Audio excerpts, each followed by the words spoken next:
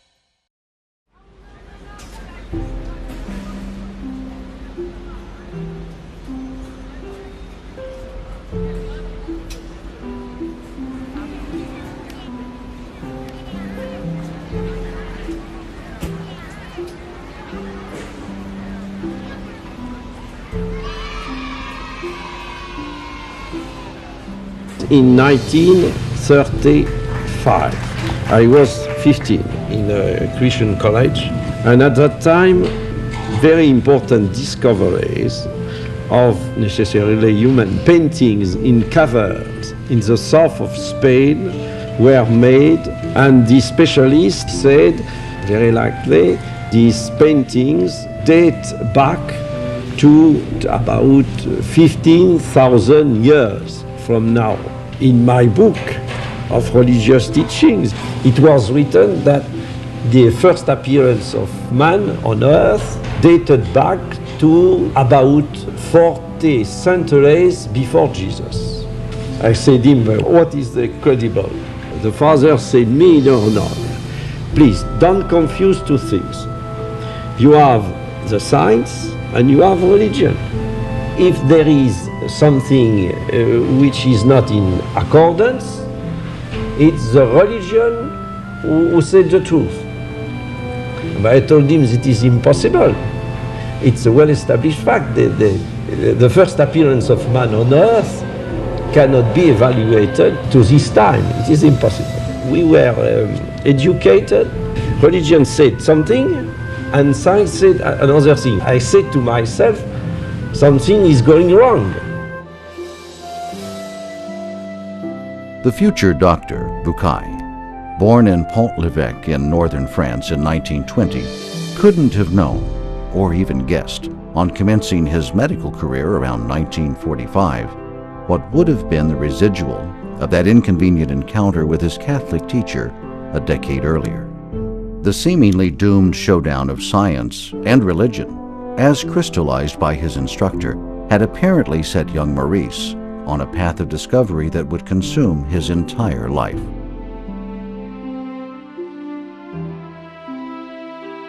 Bukai had set out to examine the Holy Scriptures themselves in the light of modern scientific knowledge.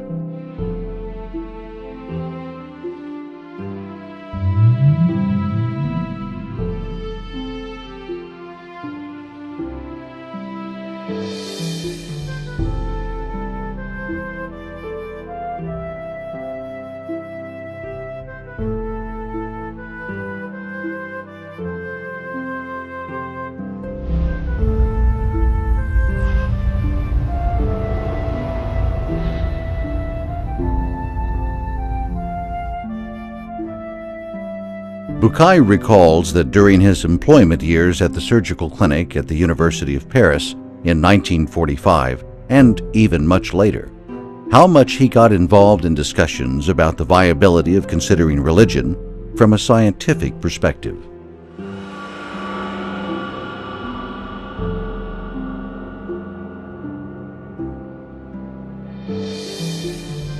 The outcome of his encounters were not altogether unexpected to Bukai. He wrote, "The materialist atheist scientist is unable to find in Judeo-Christian writings any language that is even vaguely similar to his own.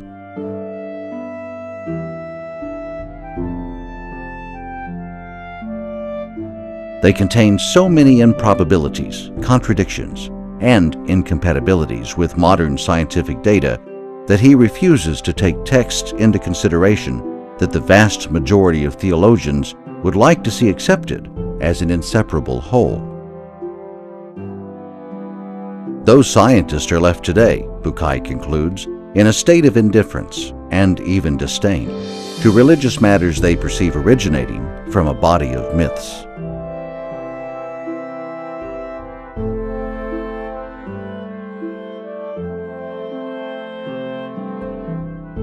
In the Gospel of Luke, for example, you are between Adam and Jesus, 76 generations are mentioned. That is not possible.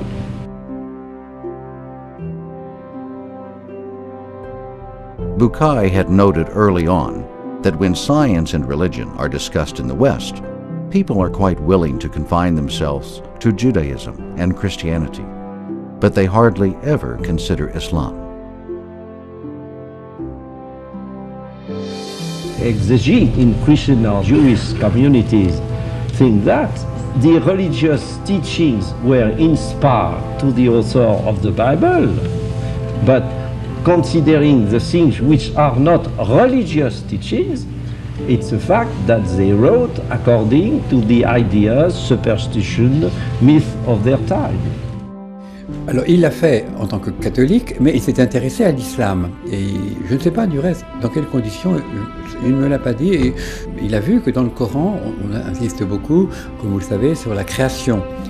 La création qui est un signe de Dieu, ayat, les signes de Dieu dans l'univers, dans la création.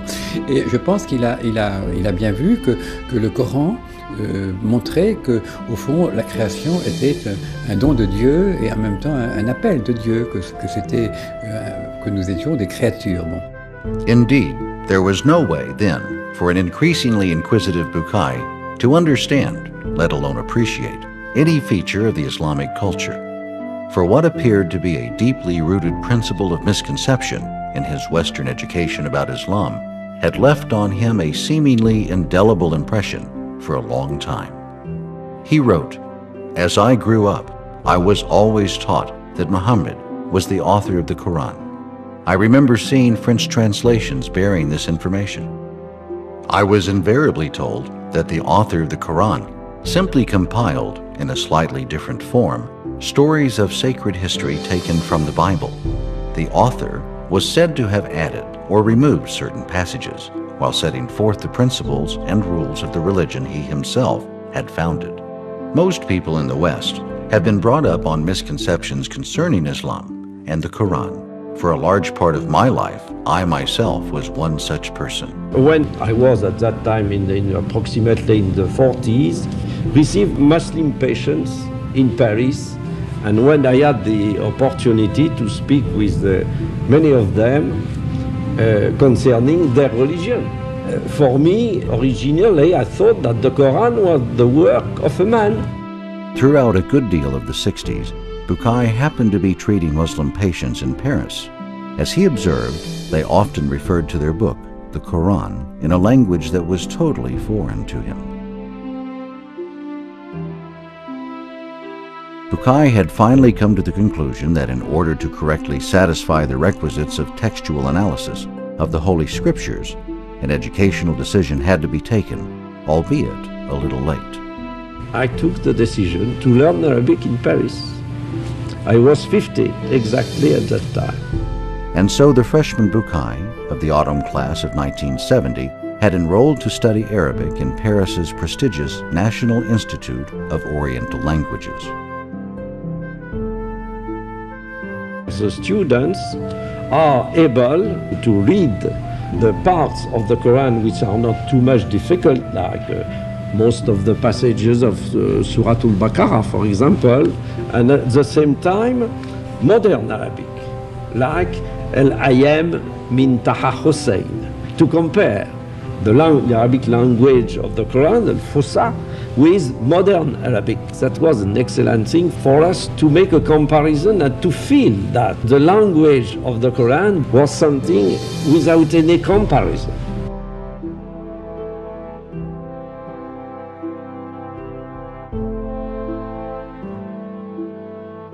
When I finished my studies, thanks to God, I was in a position to read the Quran without any preconceived idea. At the beginning, without at all a belief in the fact that the Quran might be the Word of God.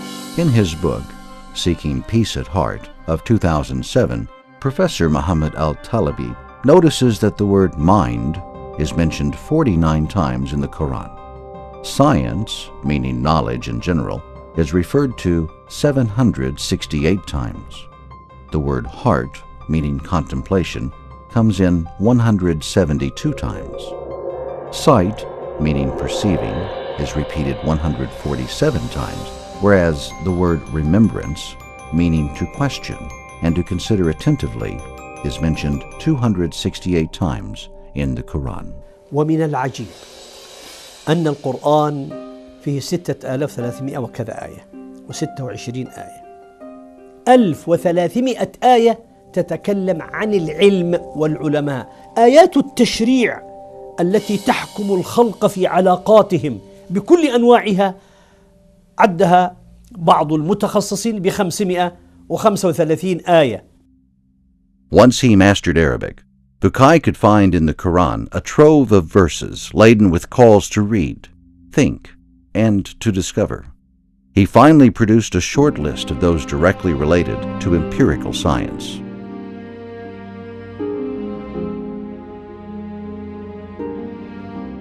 I took notice of a lot of verses. At the end, that was approximately between 150 and 200 verses, and gathered all these verses by discipline, by chapters, and I was extremely embarrassed. I said to myself, but it appears to me that it is impossible, considering what was the history of sciences, that a man would have written that almost 14 centuries ago. Seeking scientific precision in his search, Bukai reflects on what could be a scientifically acceptable or unacceptable passage in a certain scripture. He says, "What I intend to consider here are the incontrovertible facts, even if science can only provide incomplete data, but they will nevertheless be sufficiently well established to be quoted without fear of error." Perhaps the year 1976 stands out as probably the happiest and most prolific in Dr. Bukai's career. As the year opened, he almost completed a breakthrough study of certain holy scriptural texts in relation to selected modern scientific fields, notably medical examination of the Egyptian mummies. In that area, Bukai had applied his pioneering techniques to 2 specific pharaohs, and, in the interim, succeeded in scientifically identifying the Pharaoh of the Exodus. Bukai's study had reached to cover other scientific disciplines of astronomy, geology, biology, botany, embryology, and theoretical physics. The outcome was considered by many as a major breakthrough in understanding the scientific signs of one of those holy scriptures, the Quran. On February 17th, Bukai had relayed the outcome of his team's research, conducted in Cairo, on the mummies of Ramses II and his successor, Meminta, in a lecture delivered at Paris's National Academy of Medicine. In summer, his groundbreaking book, The Bible, the Quran, and Science, was published, crowning several years of research, including 5 of learning and reading Arabic. On September 26th, the mummy of Ramses II had arrived in Paris for treatment as a result of 2 years of persistent effort, personally initiated and followed through by Bukai, which finally yielded an accord on top levels regarding the Ramses operation. On November 9th, Bukai had to head back once more to building number 16 at Rue Bonaparte. This is one of the oldest and most prestigious of science academies. One could clearly see the marks of the French Revolution on its facade. It is the French Academy of Medicine, which was founded in 1731.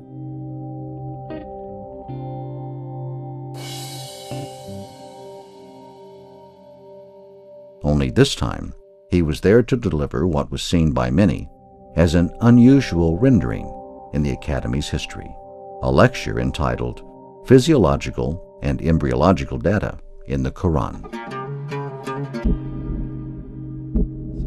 In 1976, for the first time, in a lecture at the French Academy of Medicine in Paris, the word Quran appeared.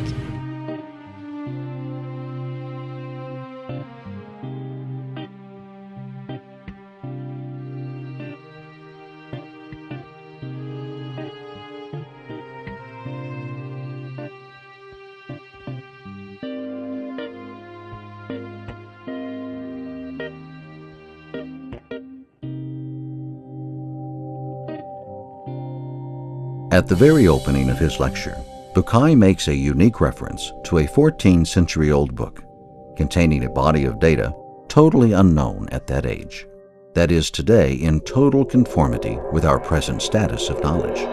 He added, that in itself stirs difficult problems. Being a religious book adds up supplementary questions to those problems. By examining the Quran, Bukai bluntly stated that the physiologist and the embryologist would be surprised to find references to data in these disciplines, as well as in many others, including the creation of the universe and the aquatic source of life. To provide a sound base for his conclusions, Bukai went on to probe the authenticity of the Quranic text by examining the history and the method of the book's preservation. Immediate registration of the revelation, as it was read by Prophet Muhammad over a period of 23 years until the book had been collected in its present book form by the third Caliph Uthman bin Affan in the 7th century. They were stupefied, and the question which was put was the following one: are you sure that the text of the Quran we have now is the text of the old times? I said them, go to our national library and you will be able to find all texts of the Quran of the 8th century of the Christian era. And you will be in a position to compare the text of that time and the text which is widespread now. This was not an objection, that was a question. This lecture has not have been forgotten. Certainly not. The lecture was just the beginning. The phenomenal success of his book, the Bible, the Quran, and science, had unleashed unforeseen currents that not even Bukai could have ever seen coming. And it seemed that Maurice Bukai was the first Western scholar to write and publish in that field of comparative studies. حسب علمي كان ذلك كذلك. حسب علمي والله أعلم. ناقشت موريس بوكاي في كتبه الثلاث، وأنا قمت بمراجعة كتاب أصل الإنسان ترجمة من الفرنسية إلى العربية ومن الإنجليزية إلى العربية. شرفت بهذا العمل، وهذا أعطاني فرصة لمعرفة فكر موريس بوكاي أكثر. To his surprise, the first French edition of his book had sold about 120,000 copies in the first 5 months. The book appeared in 1976, and now it is a bestseller in France. The 13th edition in French was in preparation, and I have received last year the Golden Book Award. The publisher said me that last year they printed in French 140,000 copies, not including the pocketbook editions to be sent to foreign countries. Unlike his early high expectations, Bukai had to suffer, in spite of his repeated explanations, several injustices on two fronts, socially and from the Catholics. Il n'a pas été bien reçu, parfois par certains chrétiens et parfois par certains musulmans. Il en a souffert certainement, parce qu'on lui a fait des reproches, on lui a fait des critiques qui vraiment l'ont peiné. Et moi j'ai vu sa peine et je trouve qu'on ne doit pas être injuste et qu'il y a eu contre lui des critiques injustes. You do not think that it is a belief in Islam which would have been as the starting point of the thing. Not at all. It is through scientific reasoning. I said the Quran cannot be the work of a man. هذا الكتاب أثار غضبا شديدا من طرف الكنيسة، وكان الأب لأنه يعرف كتاب بوكاي من الرهبان الذين بقوا على صلاتهم الودية مع موريس. دكتور بوكاي كان يحب الحوار بين العلم والدين. كان طبيب ورجل العلم وكان مؤمن وكان يعتقد بأن لابد من العلم والدين يمشوا معا. هذا فضل موريس بوكاي، وكون هذه الشهادة تأتي من رجل غربي مسيحي كاثوليكي لا علاقة له بالمنطقة العربية، وتأتي بهذه القوة وهذا الوضوح وبهذه الموضوعية، هذا الذي حمدناه له. It's a terrible thing when in your life, when you are almost 50, you have in your mind, you say, but maybe I am completely wrong about the Holy Scriptures, but it's terrible. Alors, I wanted absolutely to improve my knowledge concerning the Quran without any particular aim, not at all. وقعت قطيعة لا شك فيها بين موريس بوكاي ووسطه. Oui, certains chrétiens pensaient qu'il était musulman, qu'il défendait mieux l'islam que le christianisme. Et certains chrétiens ont cru, à tort à mon avis, qu'il avait écrit ce livre pour dire l'islam est vrai et le christianisme c'est faux. Ce n'était pas du tout son idée. Mais certains chrétiens lui ont reproché finalement de montrer trop bien les valeurs de l'islam, du Coran, en disant le Coran et la science s'appliquent très bien ensemble, tandis que la Bible et la science ne s'appliquent pas. My problem is very simple, to say the truth. In 1976, it didn't seem that the social pressure, subtle or explicit, that Bukai has had to fall under, could bend the determined scholar as he declared his major conclusion: Quran and science are intertwined. بوكاي انتصر على الكبر وانتصر على الضغط الاجتماعي. So, years later, while still basking in the phenomenal success of his first book, The Bible, the Quran, and Science, Bukai's life plan has shown a major shift. He decided to dedicate all his time to scientific research in relation to the scriptures.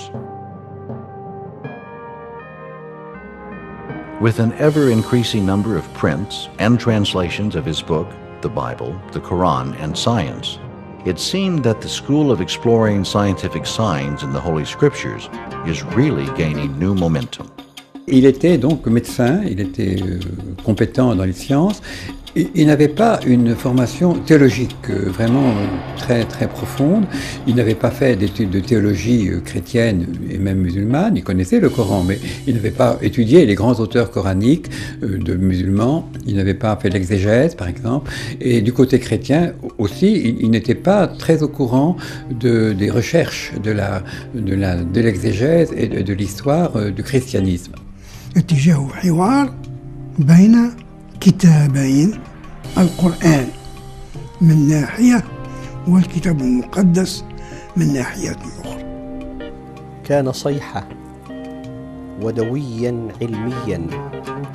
كان غربيا، لم يكن شرقيا، يتهم بأنه يكتب بحكم العاطفة. شهادة مثقف غربي، ثقافة عالية. وجد أن القرآن بكل الموضوعية والحيادية والتجرد ليست في ثمة شائبة فيما يتعلق بالعلم الحديث. ردة فعل المسلمين وترحابهم الكبير بكتاب الدكتور بوكاي لها كذلك علاقة بنقد الجمهور الفرنسي الكاثوليكي له، ذلك أن الكثير منا المسلمون نرى فيه تفضيل وتقديم للقرآن على الإنجيل وعلى الكتاب المقدس، وكأنما نستعمله حجة عليهم. Naturally, reactions to Bukai's argument had to juxtapose, depending on one's perspective. As is always, those who sail high seas are destined to be struck by strong winds of criticism, not all necessarily favorable, fair, or decent.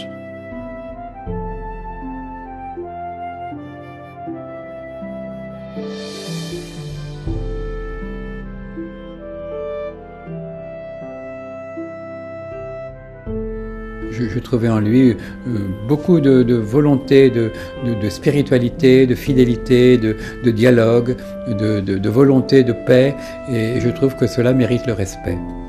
C'est toujours la même chose, les gens qui avancent des idées ne sont pas toujours compris. As it happened, Bukai's book had stirred an already heated debate between two old adversaries, the evolutionist and the creationist. One of the evolutionist arguments were trumpeted loud and clear in an article entitled Quran Science, Scientific Miracles from the 7th Century, published by Turkish physicist and philosopher Taner Idis.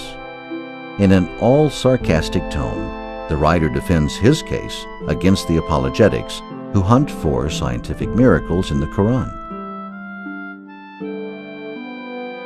On top of the list, of course, comes Maurice Bukai, who was introduced by Idis as a French surgeon popular in Islamic circles, as Western scientists acknowledging that the Quran did not contain a single statement that was assailable from a modern scientific point of view.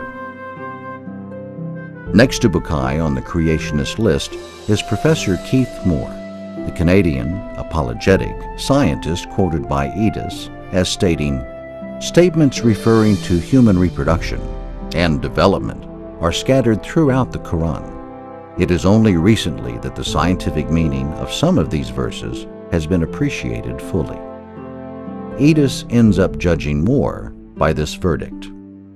This embryological apologetic is very popular, and I doubt this statement has originated with Moore. Muhammad could not have known these facts about human development in the 7th century because most of them were not discovered until the 20th century. Muslims and others are justified in concluding that these facts could only have been revealed to Muhammad by the one who knows all about us, not only about how we developed, but how we live and function.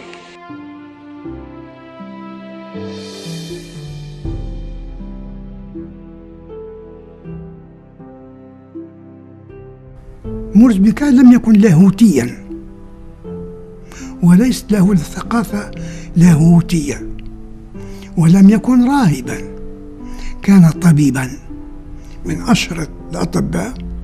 The Parisian gastroenterologist of fame and the passionate Egyptologue Dr. Maurice Bukai enjoyed the merit of combining his scholarly knowledge of the biblical and Quranic texts with his ancient Egypt background to embark on a new journey that crowned his quest for harmonies of the Holy Writs with modern science.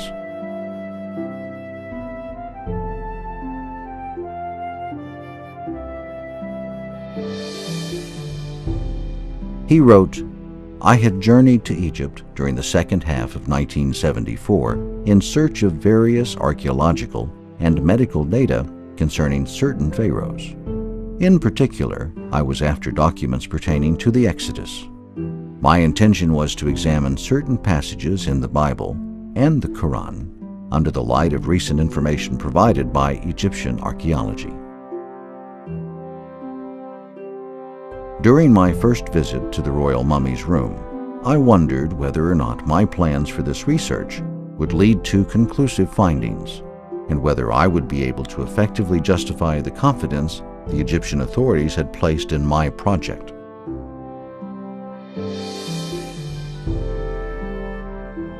My access to the Egyptian Museum in Cairo, where my studies were to be carried out, was due to President Sadat, who had given direct orders that I was to be allowed to perform any type of research, providing, of course, no damage was done to the mummies.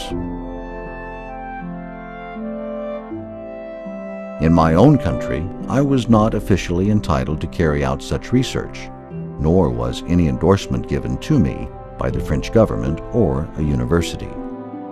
My presence at the museum, where I was very kindly granted every possible facility for research, was uniquely the result of personally contacting certain people. My initial contact was Mrs. Sadat, whom I knew through my medical practice. Her family had granted me its confidence after the successful treatment of a family member. I took the opportunity of informing Mrs. Sadat of my conclusions regarding the likelihood that a particular pharaoh may have taken part in the Exodus. At that time, however, my theories were supported merely by data drawn from my study of history, archaeology, and hieroglyphic texts. She gracefully agreed in no time to present a request on my behalf to President Sadat. With extreme gratitude, I later paid a visit to the President himself. At the time, there was not a single harbinger that might have helped me foresee the developments that were to follow.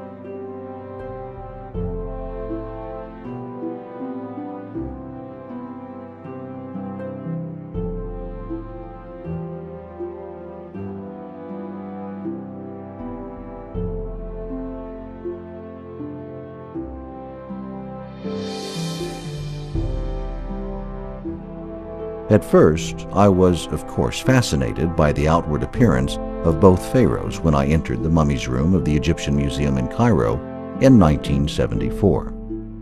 In that year, 3,212 years had elapsed since the death of Ramses II.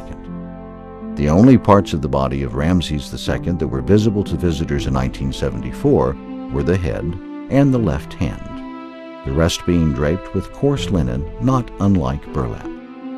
The mummy was laying supine in an open coffin, visible through the glass sides of a rectangular display case with a removable glass cover. How the mighty had fallen! The sight of the hand, a symbol of power and force, led me to imagine Ramses II as a young sovereign and warrior during the first 20 years of his rule.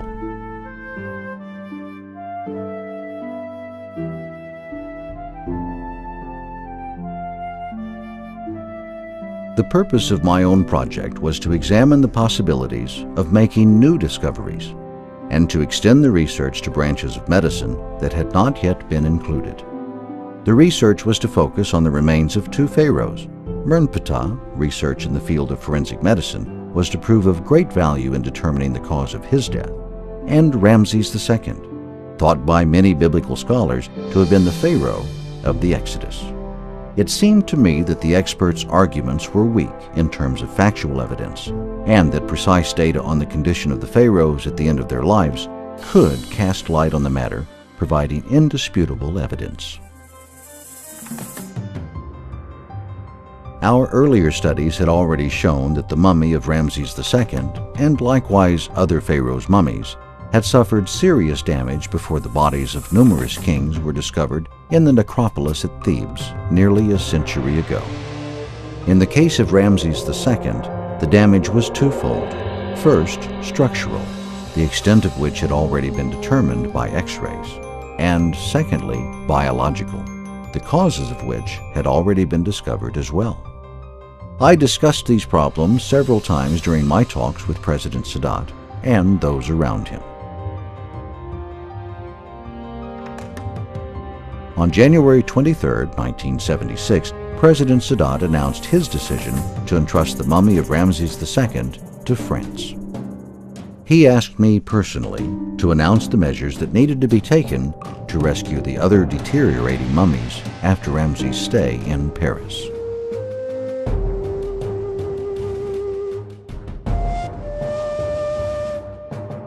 The Pharaoh arrived at Le Bourget Airport on September 26, 1976. From the airport, the mummy had been transferred to the Museum of Anthropology for hospitalization in one of the specially prepared rooms.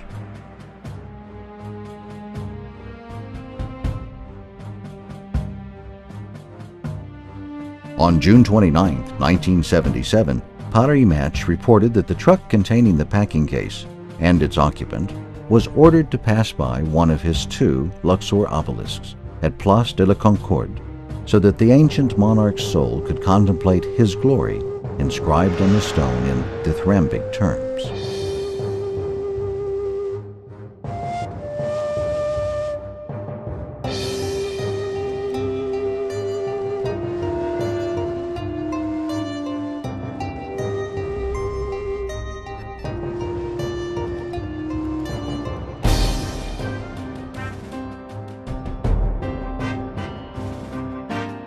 Operation Ramses lasted almost 8 months and was directed by Christiane de Roche-Noblecourt, curator of Egyptian antiquities at the Louvre, and by Professor Lionel Bellew, director of the Museum of Anthropology.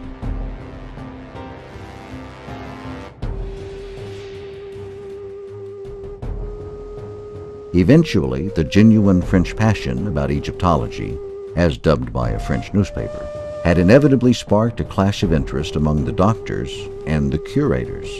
The first casualty was Bukai, who had been totally denied the honor of participating in the rescue of Ramses' mummy.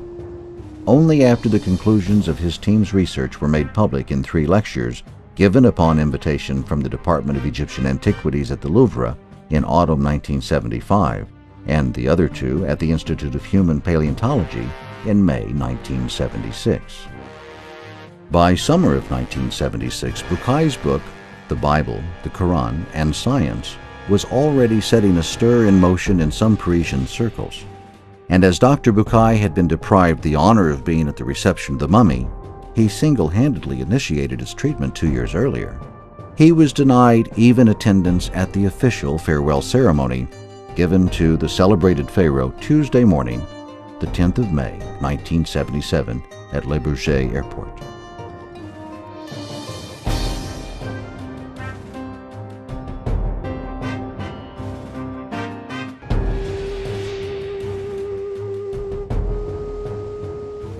By the time Ramses II died, at the platinum age of 90, following a glorious rule that lasted almost 67 years, 1279 to 1212 BC, he had apparently outlived 12 of his sons. So it was his 13th, Mernptah, who succeeded him to be the 4th in the line of the pharaohs of the 19th dynasty. At the time of his ascension, he was probably nearly 60 years old.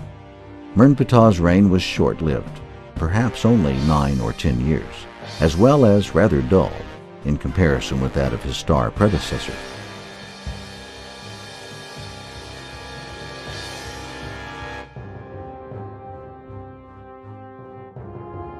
According to the Oxford History of Ancient Egypt, he ruled from 1213 until 1203 BC.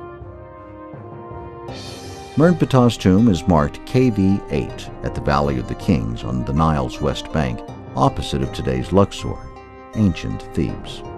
When his mummy was not found in his tomb by 19th century archaeologists, they concluded that his body had drowned and lost forever in the water walls of the Red Sea while pursuing the fleeing Israelites according to the Old Testament's Exodus.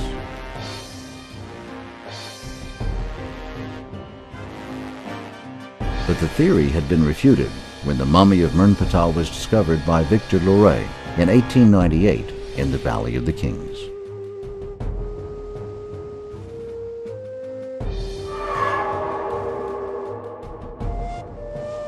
The study of both the Quranic and biblical narrations is specifically interesting here, mainly because the two narrations share a lot in common. There are certainly divergences, but the biblical narration has a considerable historical value. It does help to identify the Pharaoh, or rather, the two pharaohs in question. This hypothesis, which starts with the Bible, is complemented by the information contained in the Quran. Modern data are added to these two scriptural sources. Bukai singles out one major discrepancy in the narration of both texts regarding the fate of the Pharaoh's body. The writer of Exodus tells us that after the Israelites crossed the sea without wetting their feet, the Egyptians pursued and went in after them to the midst of the sea, even all Pharaoh's horses, his chariots, and his horsemen. Exodus 23. And the waters returned, and covered the chariots, and the horsemen, and all the host of Pharaoh that came into the sea after them. There remained not so much as one of them. But the children of Israel walked upon dry land in the midst of the sea, and the waters were a wall unto them on their right hand and on their left. Exodus 28 through 29. So the Israelites escaped, and the Pharaoh perished. But his body was rescued and found, a very important detail not mentioned in the biblical narration. We read in the Quran, chapter 10, verses 90 to 92. Thus we caused the children of Israel to pass in safety through the divided sea. Then Pharaoh and his host followed them, in ruthless injustice and aggression, until, when the drowning waters overwhelmed him, he said, I believe that there is no God but the one in whom the children of Israel have believed. And I am now of those who are Muslims, in willing submission to God alone. It was said, Now you believe, while before you have truly disobeyed your Lord, and you were ever of those who sowed corruption? Rather today we shall deliver you, preserving you in your body only, so that you will become a sign for those who come after you, that God is exalted in his power, for indeed many of the people are heedless of our signs.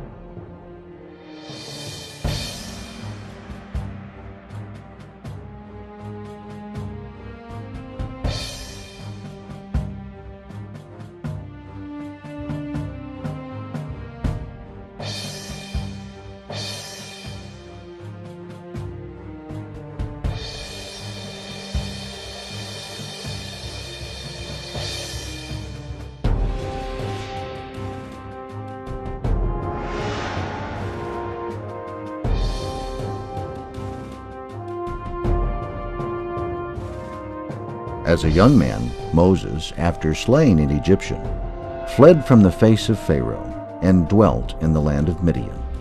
Exodus 15. Bukai points out an important detail mentioned in Exodus 23.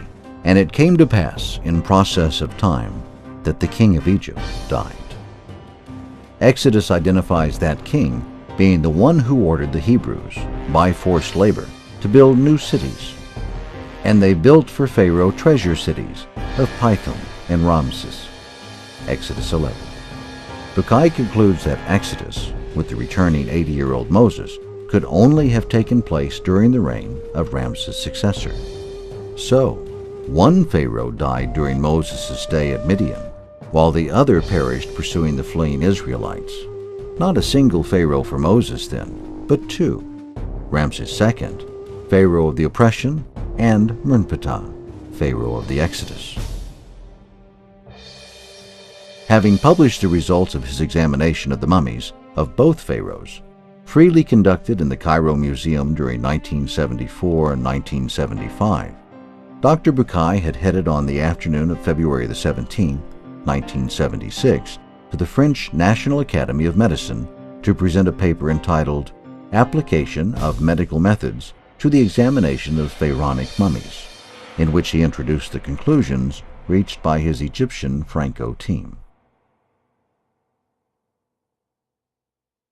In his book of 1987, Mummies of the Pharaohs, Modern Medical Investigations, Bukai dissects in detail these conclusions. He says, "It was apparent to my colleague Michel Durgon and me that mummification had been carried out with perfect success on the body. Visual examination of it was not enough. However, what we needed was material proof. This we obtained by microscopic analysis of a tiny fragment of the mummy. It was examined under the microscope by Professors Jacques Mignot and Michel Durgon. They were thus able to show the perfect preservation of the smallest anatomical details visible, the transversal striations of the fibrilla, as we have already seen on other mummies. For it to have retained these microscopic features to this day, the body must have been embalmed while in good condition. Otherwise, decay and putrefaction would have set in." Bukai continued, "The lacuna in the right part of the thorax may well have been the result of an injury sustained during the subject's lifetime. The cranial lacuna is of great forensic importance. Its presence may suggest a craniocerebral lesion received during the subject's lifetime, a fracture with a penetrating wound seriously injuring the brain. In all likelihood, this lesion caused a very rapid death." After grueling research, the final conclusion was reached in Bukai's words. This would have brought on death very quickly, and the body had been submerged before or after the pharaoh was killed. Whatever the case, he does not appear to have stayed in the water for long. "I have searched for a contradiction of any kind between our medical observations and the narrations of the Exodus contained in the book of Exodus in the Bible and the Quran. But I can find no argument to oppose the theory I hereby maintain. Given the present state of our knowledge, the only valid hypothesis that can be advanced is that Meminta, Ramses II's successor, met a tragic end during the Exodus." This has been formally proved by medical examination and fits perfectly with the passage in the Quran on the rapid retrieval of the body.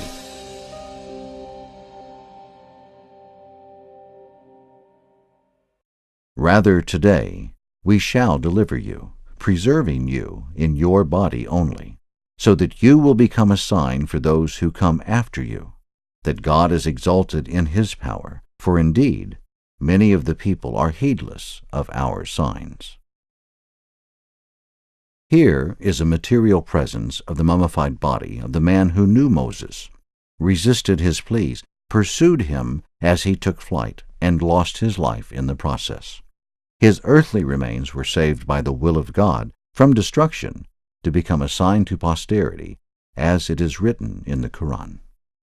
Bukai wraps up his argument with a piece of advice for those who seek, in modern data, a proof of the veracity of the Holy Scriptures.